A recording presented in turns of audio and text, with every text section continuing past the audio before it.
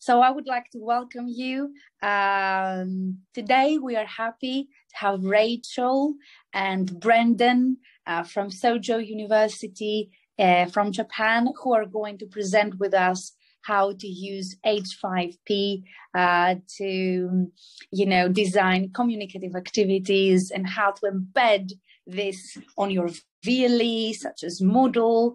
Or I think if you have the code, you can embed it anywhere you want to.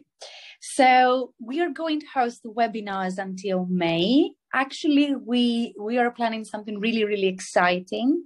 And then we're going to have a summer recess and prepare for our second international conference. We are thinking of end of September. So please let us know in the chat box if you would like our second international conference to take place end of September, or you would like another date. We would love to know your opinion. So Rachel and Branden, I would like to welcome you. For our kind audience, we are going to post the certificate of attendance in the chat box towards the end of the event. It's a WeTransfer link. If you have any questions, post them in the chat box, and we will direct those questions to the presenters at the end of the webinar. So thank you very much. Welcome, Rachel and Branden. We really appreciate you coming to our group. And thank you for this lovely session. I'm sure it's going to be very, very interesting. So now I'm going to disappear and reappear towards the end. So Rachel, Branden, are you here? Yep, right here.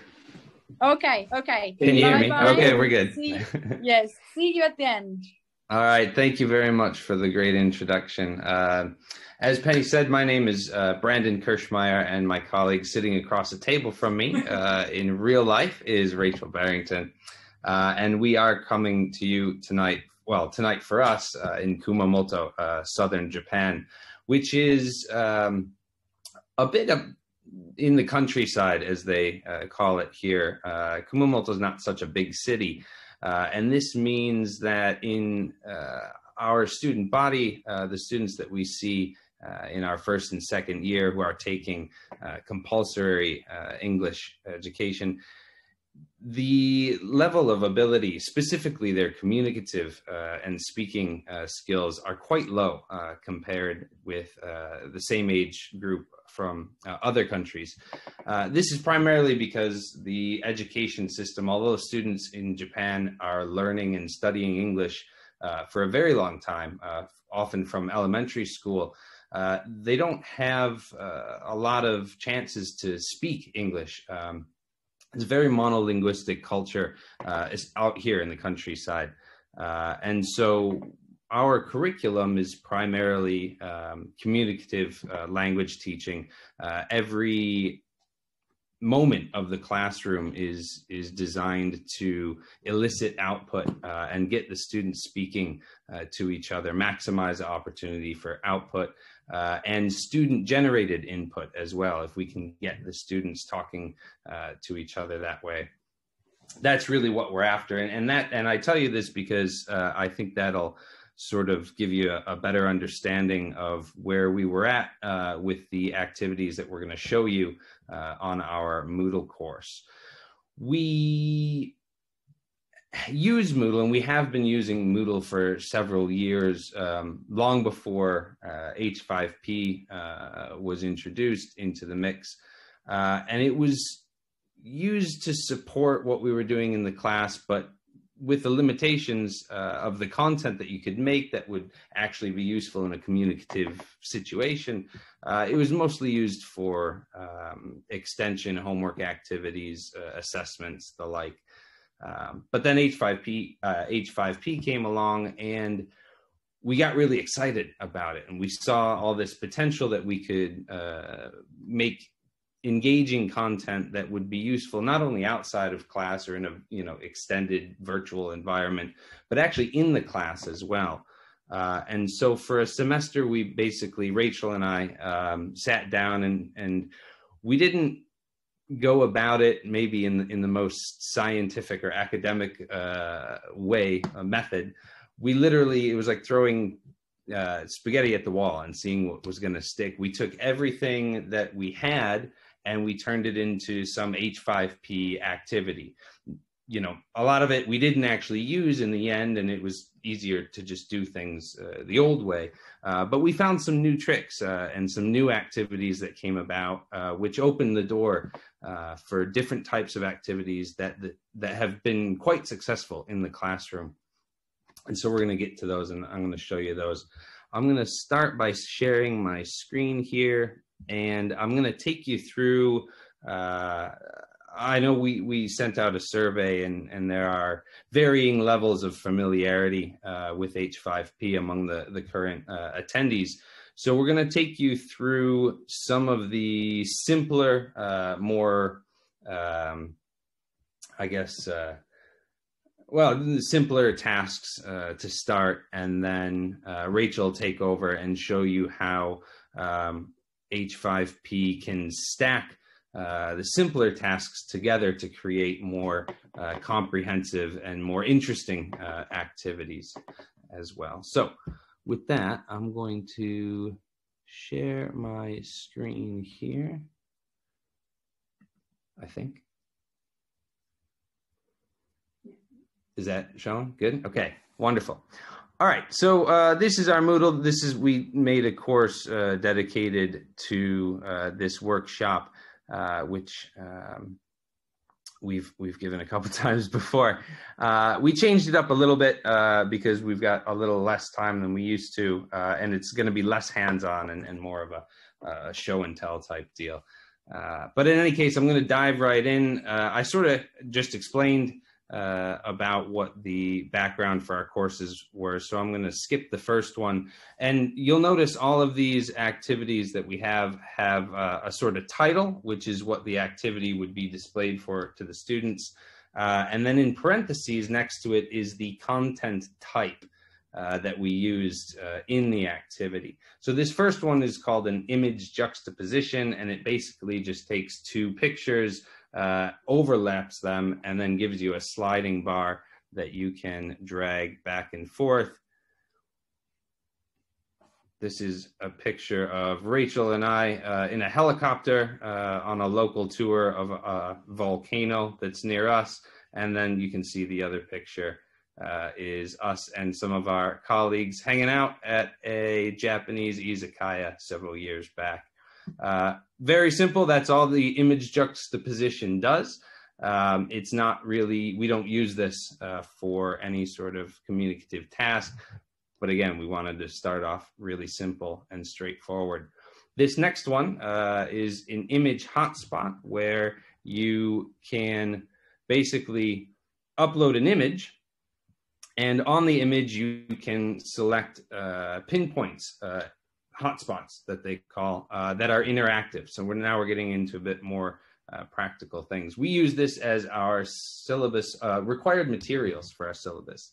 Instead of giving students a piece of paper with a list of items, it's very traditional and a little boring compared to this. These are the only things our students need, and if you click on one of these buttons, a little bit of an explanation will appear. So here's the one for yourself. If you just click anywhere out of the comment box, you'll return to this main page. We do a lot of recording, voice recording in class, so we have to make sure that the students bring with them their earphones and microphone. And so this is an image. Okay, I think you can see that. Can you see the dragging that I'm doing? Yeah. All right, so that's what you're seeing me drag around. That's the background image that I created in a separate software and then uploaded here, and then you just pick the spots. It's quite easy. I think maybe later, after Rachel takes you through the more complicated stuff, we'll get into the back end and show you how to create some of these things. This one's really fun. The students like it. We use this sometimes, put it up on the VLE, the course page, before the class starts. It can be used as a good warmer. It's a a crossword, not a crossword, word search. Yeah. Find the words. And it's really easy to make. You just type in the words that you want the students to find, and it automatically generates this for you. Let's see. Can I find anything? H5 Kumamoto. Here's Sojo. It's backwards. And it works equally well on a mobile device, as do pretty much all of the H5P content types, just using your finger. And you can check that you only got one of them right. These options to show the solutions, these are all optional that you as the content author can choose to present to the students or not, if you wanted to use this as more of an assessment type. Not this particular one, but you wouldn't need to show them the solution buttons if you so desired. Next one is a simple chart. I use this to track, we use Quizlet a lot in class for their vocabulary development, and every so often we'll do a round of Quizlet live and we put them on teams together. And when they get points, or when they win, I record how many points they have, and then at the end of the semester, you know, a little award ceremony type deal. But this chart, you know, allows them to go in and see how many points they've got, how many wins they got in Quizlet. And it's very simple. I'll jump into this one actually and show you how easy it is. You just type in a name, and then you can change the points value. So she got a couple points, and give her, not that many, that's too many, 16 points, and save it. And there it is, updated.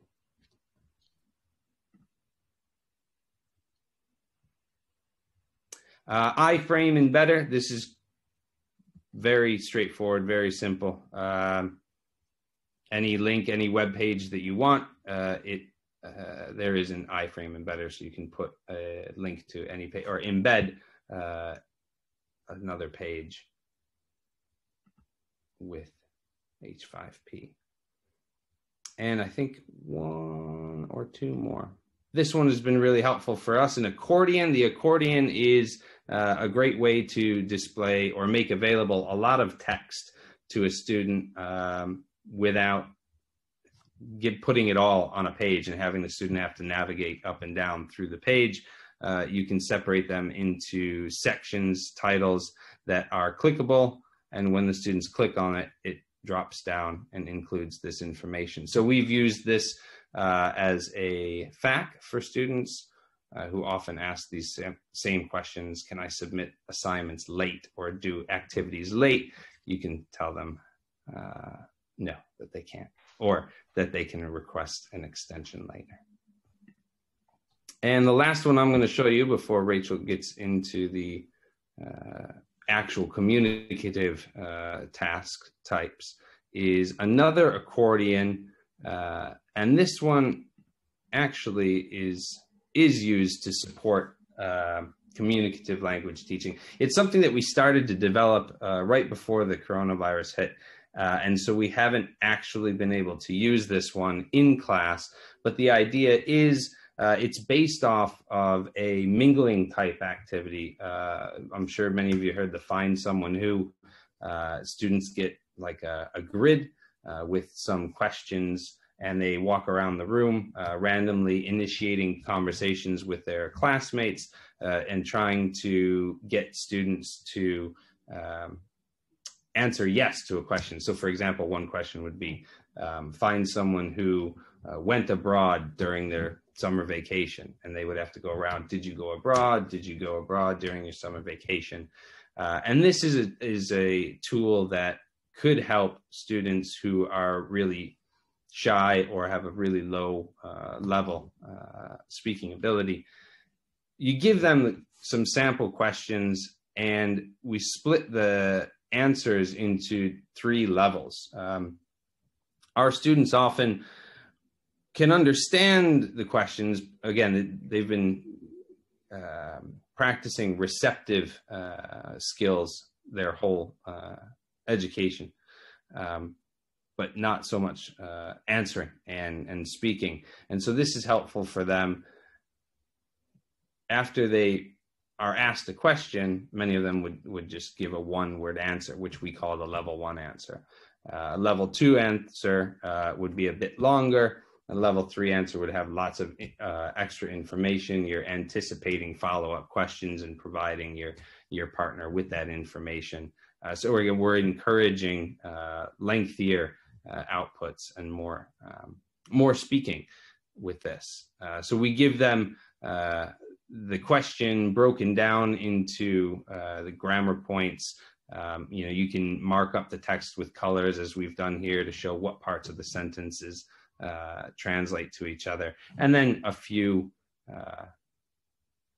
level examples of answers that they might ask. And so very quickly, that was a run through of very basic. It's one activity, one content type on one page. Nothing here, nothing that I've shown you has been building and adding content types to each other. And so that's where Rachel's going to start to show you some of the sort of containers, in particular the branching scenario and the course presentations and the columns, which are really interesting, where all of the things that I just showed you are contained within, and they're useful more in a communicative language teaching aspect. So I'm going to stop sharing my screen and mute myself so my partner can take over. Okay, thanks. And then I will try to share. Oops. Oh yeah, that's fine. This will stop sharing the other screen. That's what we want.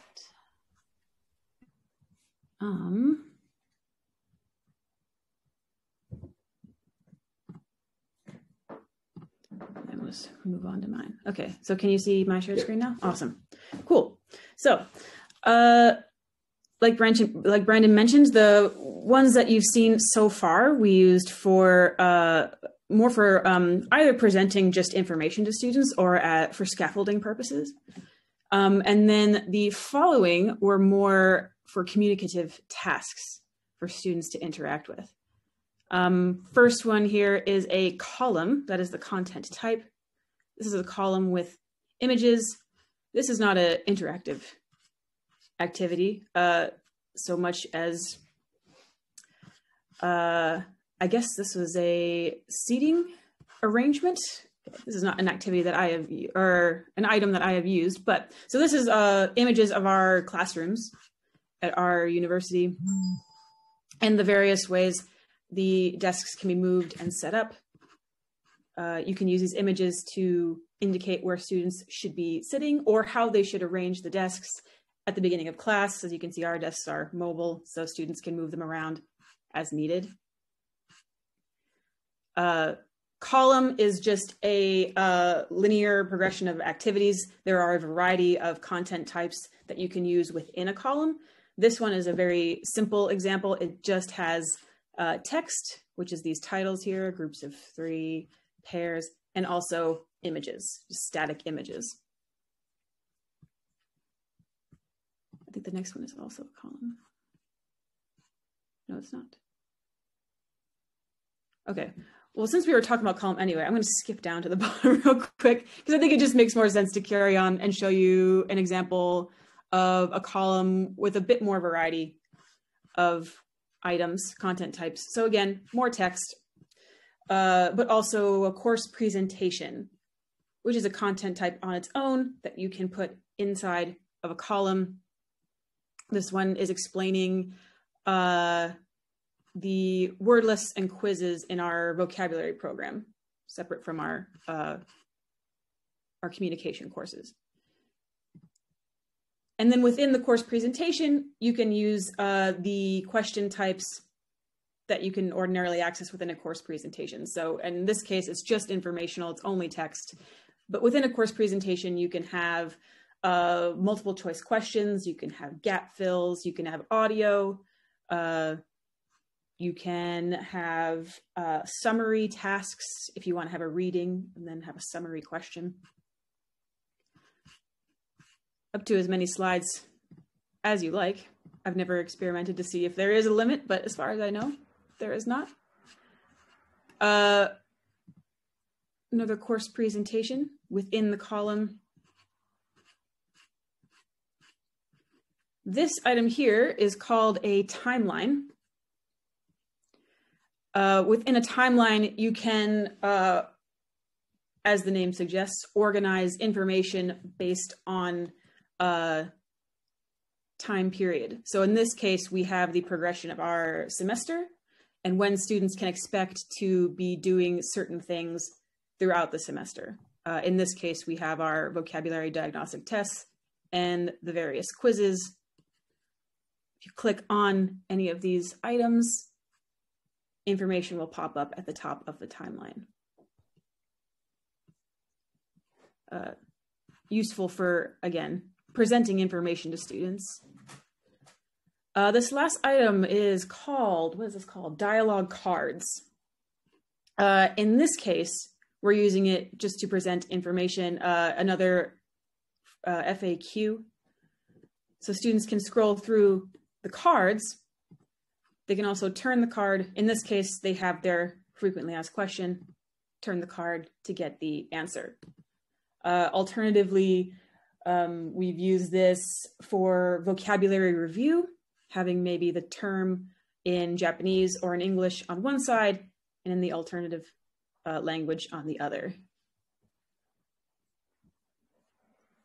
But once again, this is all within column. I wonder, I won't spend too much time, but maybe it might be interesting for you guys to see if we can jump into the settings and see what this looks like on the teacher's end when you're building one of these. Oh, shoot. This is the one that opens in the content bank.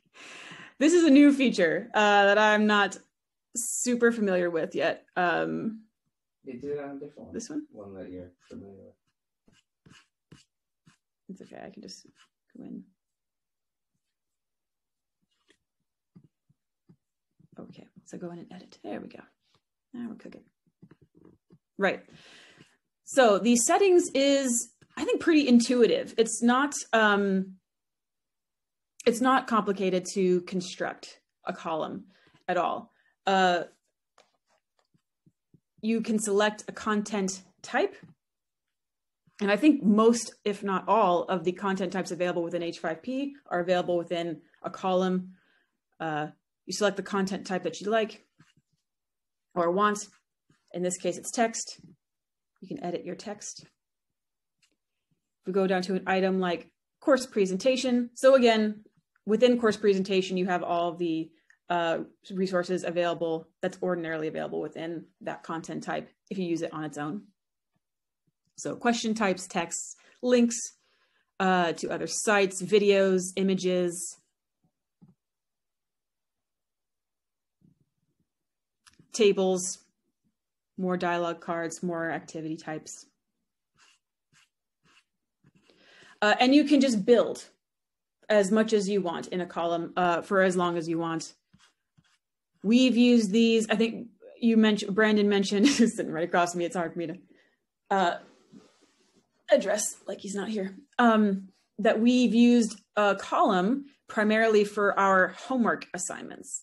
So not interactive so much, but incredibly useful content type. I think someone mentioned in the question bank earlier, or excuse me, the chat question bank, that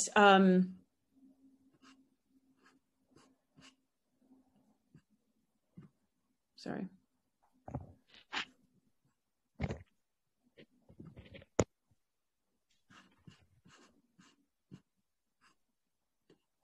Yeah, never mind. I'm gonna skip that. I'll circle back to the question from the chat at the end. Okay, so next one is quiz. So quiz can be interactive or uninteractive depending on how you construct it. In this case, we're using quiz for a group activity. So they're meant to work together to solve the grammar mistakes in these sentences. So quiz starts out with a sort of title page or start page here, where you can put your instructions. You start quiz, And in this case, we have a gap fill, but there are other question types available within quiz, like multiple choice, and click the words, and a few others, I think. Not quite as many as some other content types, but a few. In this instance, the task is to read the incorrect sentence and then rewrite the sentence using the appropriate grammar. And they can work together as a team. Once everyone on the team has completed the sentence, they can click check. Like Branden mentioned earlier, you can include show solution. We did not in this case because it's meant to be a competition, but you can retry as many times as you like.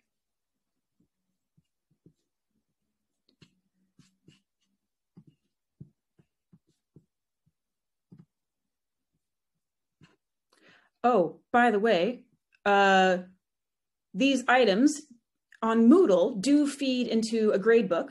So if you want to use these as point-bearing activities for your students' grades, you can do that.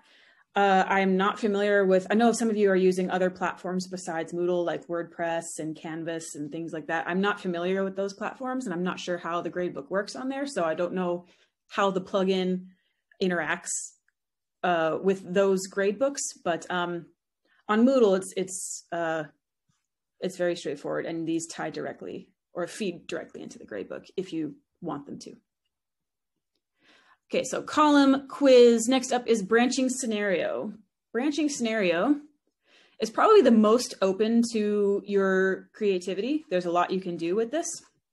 We've used these primarily as opportunities for pair work and group work because students have choice options within this activity.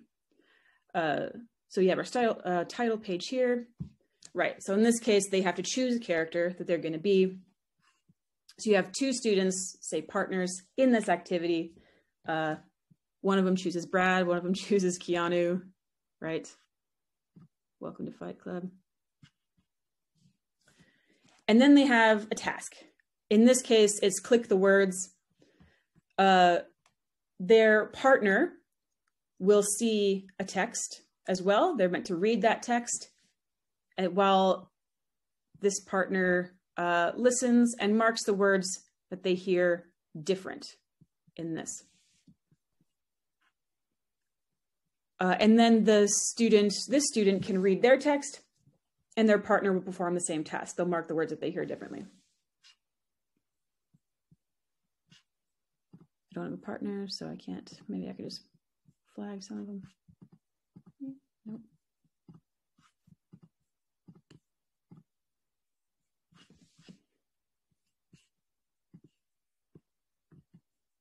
Right.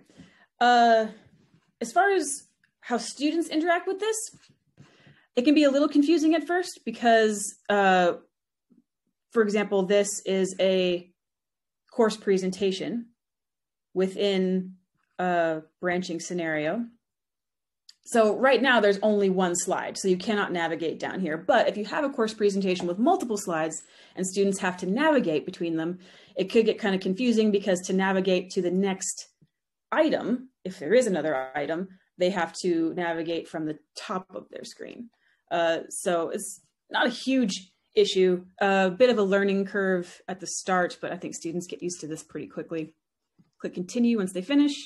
And in this case, that was the only task. You can go back to the start if they want to try it again.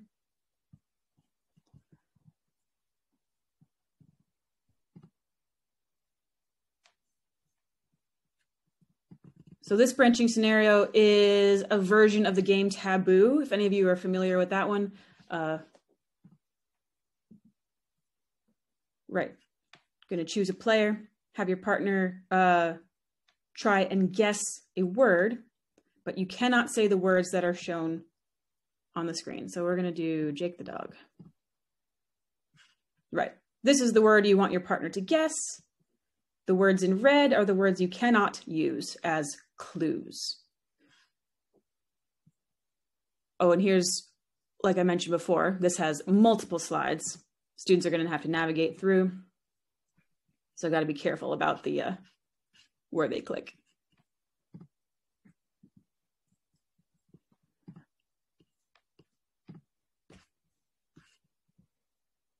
straightforward pair activity. Shadow hints is another pair work activity. So this one uses course presentation with audio. I guess I can choose myself.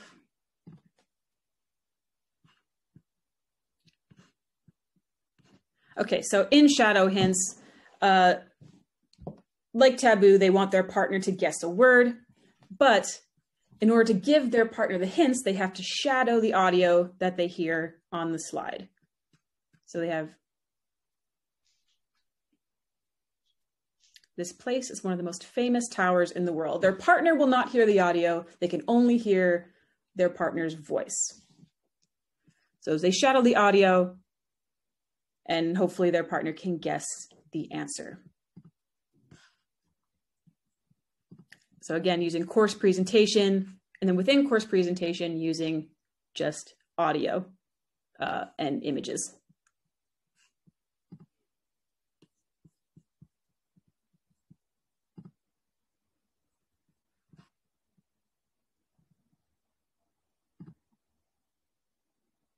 And then building it up, so getting slightly more complex. Similar tasks, students are going to listen to an audio that they have to shadow for their partner to hear. They shadow this twice for their partner, and then they ask their partner some comprehension questions about what they just heard. This one uses course presentation, audio, and the dialogue cards. You might remember you saw in the column not too long ago. So we have, right, I'm not going to play the whole thing. My name is Steve. Bit more information. They shadow the questions. Does Steve watch YouTube? Partner needs to answer yes or no. There are 5 questions. They proceed to the next shadowing the audio, shadowing the questions, eliciting answers from their partner.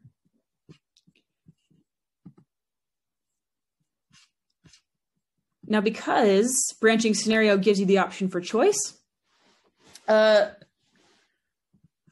each partner is going to get different content. So no one is repeating anything. This is an A-B or student A, student B task.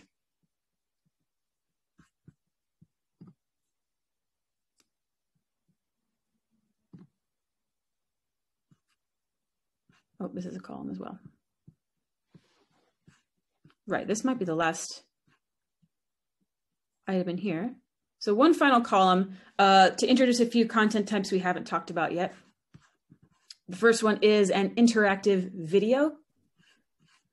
So in interactive video, you can either take a video file, so if it's a video that you have made, or you can take a YouTube video, which you just need the link for. And then you can embed questions into the video throughout. The video will pause, click on the question that students then have to answer. I can't remember what he says for this one. Nope, incorrect.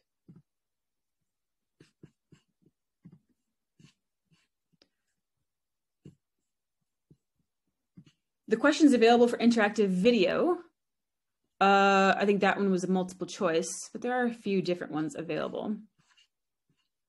Right, so this one is a YouTube video, adding interactions. You can add text or headers if you want to draw attention to certain information in the video. You can add links to other sites. You can add your own images. And then you can add questions if you like, including multiple choice, true or false, gap fills, summary. Although there's a summary task at the end, so it might be a bit redundant to include a summary question within.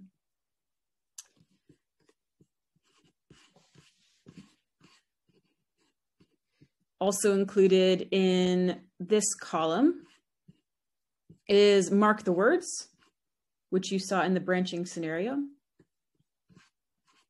In this case, they're listening to the video and they have to mark the words that are incorrect. Multiple choice questions. fill in the blanks.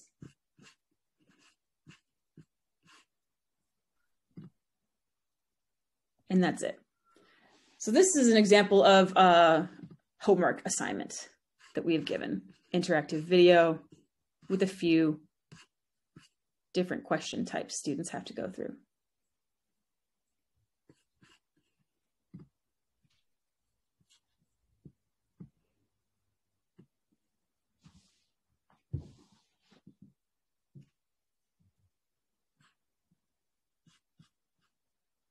Did I miss any other ones? I think that was all of them. But why don't you go into the vocab course and show them tip 1? Because that's got a drag and drop that we didn't include here. Okay. All right, so we're going to leave this course and go into our vocab program, learning tips. Tip 1, you said? Tip 1, yeah. Scroll down a bit. Sorry, guys, for a bit of context, this is not the interactive content we used in our course. This is the vocabulary course, and these are vocabulary tips. We're just going to show you a few more examples of different content types. So this is a column, once again. Drag and drop, you have not seen before. So like Branden said, this can work on your PC, obviously, but also on the phone. I think it works quite well, or on a tablet, if that's what they're using. In this instance, they have to drag words into categories between high frequency and low frequency. Just into the boxes.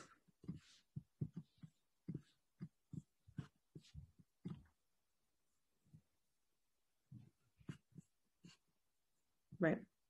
And again, if you wanted to show them the solution, if you don't want them to spend too much time on this, then you can give them that option and they'll get through the material much faster.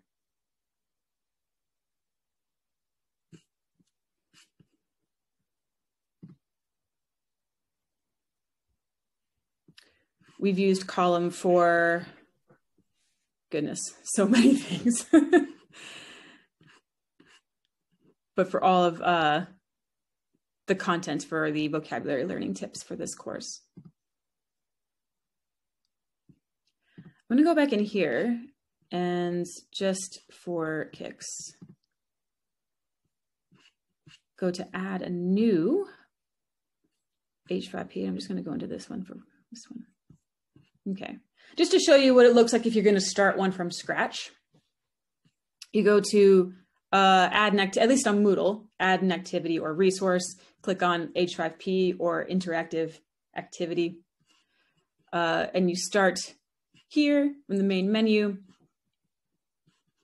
and you have a variety of tasks to choose from. We did not go into all of these today, unfortunately, but some of the ones we did. So chart, right? Branching scenario. Dictation's a pretty useful one, particularly for a homework task. Find the words, image hotspots. If you are interacting with this for the first time and you're not familiar with these content types, you're not sure exactly what they do or what you could use it for. If you click into details, it gives you a little summary. It gives you a look at some examples. And then if you want to, it'll take you straight to the H5P website where you can get even more detailed information if you want. Ooh, we have a lot of updates available.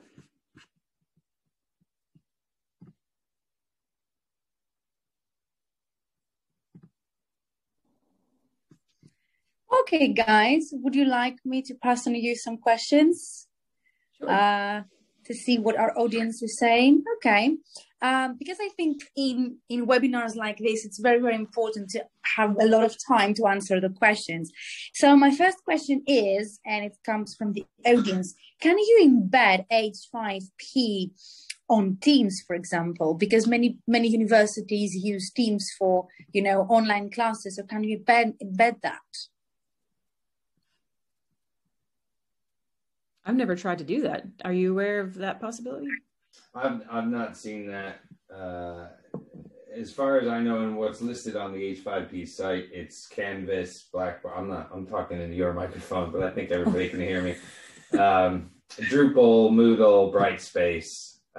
It doesn't appear to me that there's any Office integrations, but I wouldn't be surprised if it's somewhere down the line.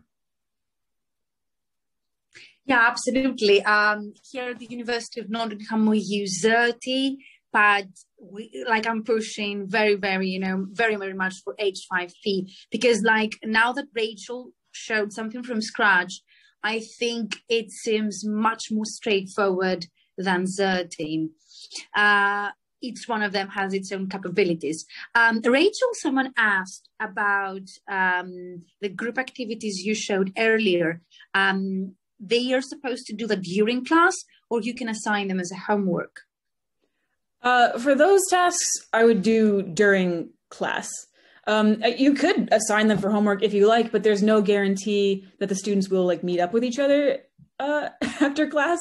And it's not so much about getting a grade for those particular tasks. It's more having the communicative experience. So it's more effective to do it in class, I think. Okay. So Martin is asking if there are any type of activities that can, develop students' stress, intonation, pronunciation skills. Does H5P have a tool like can you record your voice, for example? Yeah, I'll take this one because I've got it lined up and I want to share my screen here with you. Oh, okay, yeah. I can. It's one that we didn't include. The Speak the Words. It's called Speak the Words, and if I can just share this.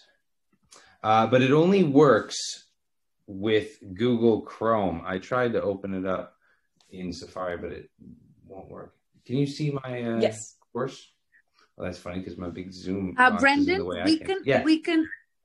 we can listen to your voice twice for some reason. I muted it, yeah. Okay, still?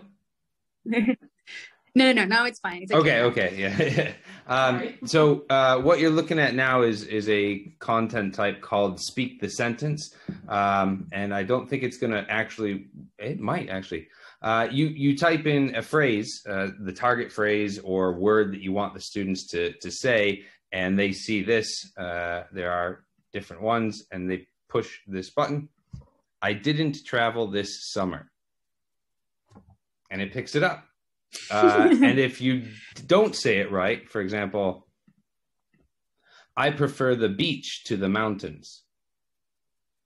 You can customize this feedback. We just said not quite, and it'll show you what the machine heard. And I believe this is Amazon AWS speech to text software. So this is really useful. We used this a lot before the coronavirus. We still had students coming in, but they weren't actually allowed to speak when they were in class. So that was a big challenge. But we use this as a warm-up activity. So students are speaking on their own, especially for students who are really shy and they don't have the confidence to speak with a partner meaningfully. This was a really fantastic warm-up, and it showed them, where they were faulting in their pronunciation and where to attune their corrections to.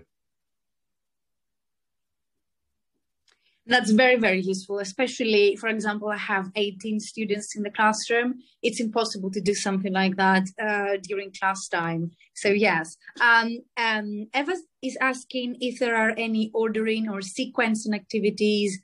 For example, to reorder the sentence, for example, right order. Does H5P have this function? Unless you can think of one, Rachel, I have not seen any where you would type in a sentence and it would jumble it. But the drag, the drop that you showed them, you could make it function that way. You could make it function, but I think it would be you would basically be creating small boxes with the text in it, and then you would have to line them up and show the content type where you wanted those boxes to go. So in theory, it could work, but it wouldn't be as clean to create as some of the other ones are. Now we have a question from Trevor. Could we see a speak the sentence example? Oh, yes, we saw Branden do that. Martin has 2 questions now. How long does it take to create the tasks? And how has student uptake regarding these tasks? That was my question, actually. How much time does it take you? That depends entirely on what kind of task you want to make. Something like branching scenario is going to take more time than something like a chart, for example. But once you get the hang of it, once you've made a few H5Ps, I found that it gets faster and faster. Particularly, like Branden mentioned at the very beginning of this webinar, that we had these activities existing to begin with. We had like paper-based activities that we had been using in our curriculum, and we wanted to put them in H5P so we can make it online. So because we already had the content written, it was just a matter of putting it in H5P, which doesn't take much time at all. But again, it just depends on what it is you're reading. Yeah, I have like my personal question. What's students' reaction? Can you see their motivation increase because of these activities?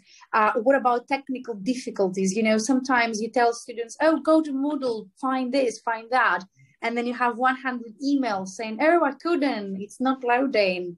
And all these, you know, technical questions. So what's your experience so far? Well, technical difficulties, I feel like, I don't know that it has to, the ones that we've experienced have to deal with H5P necessarily, specifically. I think our students tend to have trouble with technical difficulties just kind of in general, with just using PCs and whatnot. I think, though, that for the majority of these tasks, students, once they get into the activity, once they've found it in your course page, for example, they've clicked and they're inside, then they can get through it pretty well. Particularly something like a column where they're just kind of scrolling through and then dealing with different questions as they go along. It's pretty intuitive. I think maybe navigating the course results in more technical difficulties than working on the task itself, with the exception of something like Speak the Words, which Branden just showed you doesn't work in Safari, will only work in Chrome. And if students forget that and they go and open up Moodle in Safari and try to do their Speak the Words assignment, and then, yeah, that can result in some emails saying, it doesn't work. Because you're in the wrong place. So your suggestion is, the first time you're going to show that to students, you better be there. Like it's going to be like during a lesson, so you can guide them and show them the ins and outs and how to access the content, because this is what I usually do. Yeah, sure. That would be a great way to go about it, I think, is just particularly if we teach first year students only. And so like the beginning of the year, everything is quite new to them, including our Moodle courses. And so just getting them as comfortable as possible, just navigating around, doing things together as a class is probably your best bet. Okay, Branden, our audience was not satisfied with you just changing the order of words, and they want you to go back and actually mispronounce a word. I don't know how easy it's going to be, but it's okay. It's worth trying anyway. Do some katakana English or something. Yeah, what course was it? You know what? I'll just press back on the... Can you mute?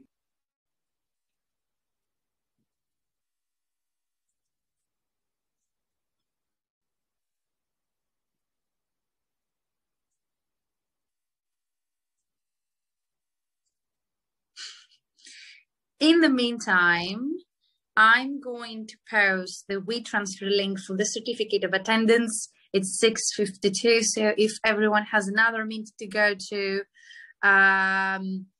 yes, Branden is going to do that, Martin. Don't worry, he's trying to connect. Okay. Did I disconnect? I thought no, I can do it again. I didn't hear you either. I didn't realize what happened. Okay. You can share your screen if you want to, so we can see it at the same time. Can you see the screen, the speak the sentence? Yeah. Yeah? Okay. Yes, I'll do this again here. Yeah. I like to go glamping in the summer. So that was wrong. It did hear glamping. I mispronounced camping. Okay. Does it work with intonation mistakes or stress the word mistakes? I'm not even sure how I would be able to. Just read it real slowly, maybe. Yeah. Well, of course, that wasn't recording. It does quite a good job. And to be honest with you, I've noticed in the maybe 2 years that we were using it that it gets better. It seems to be getting better at picking up mistakes and giving some options sometimes as well. If it's not sure what the student said, it'll list 3 or 4 different possible examples. The point is here with this sentence, not this sentence, but with the full sentences, is that students can notice that like which word that it's getting, that the machine isn't picking up correctly. So it focuses their attention on to the parts that they are making mistakes with. Mm-hmm. There are a few comments in the chat box about, subscriptions and things like that. Okay, the main reason we've hosted this webinar is because most of the universities in the UK and the rest of the world, they use Moodle, and half of them use Xerdi, and the other half is using H5P. Okay, so this is something you don't have to pay for it. And if you have like an IT department, and if you're using Moodle very, very actively in your institution, you can request the IT department to buy the subscription and embed that on Moodle. For example, here at Notre Dame, we're aiming to have both. Because if you go to Moodle and you click on external tool, you can take the HTML code from Xerdi and embed it. But we aim also to have a direct plugin for H5P to make our lives easier, because Xerdi is mostly used if you want to design like a whole course, if you want to design a series of tasks, and it's mostly for an online course. But H5P, I can realize that you can design, for example, a crossword and embed it on Moodle, for example, as an isolated activity. It doesn't have to be a part of a wider course. Is that true? Yes. Mm-hmm. Okay, so Rachel and Branden, we would like to thank you for your lovely presentation. Thanks for having us. It seems very user-friendly. A lot of people have texted us that now they feel inspired to go back and try it and play with it. Thank you very much for coming, everyone. I have attached the certificate of attendance in the chat box. I will do it now as well. Our next webinar is, I think, 19th of April, and we are going to look into games, digital games for EAP. We're going to actually play a game. So stay with us.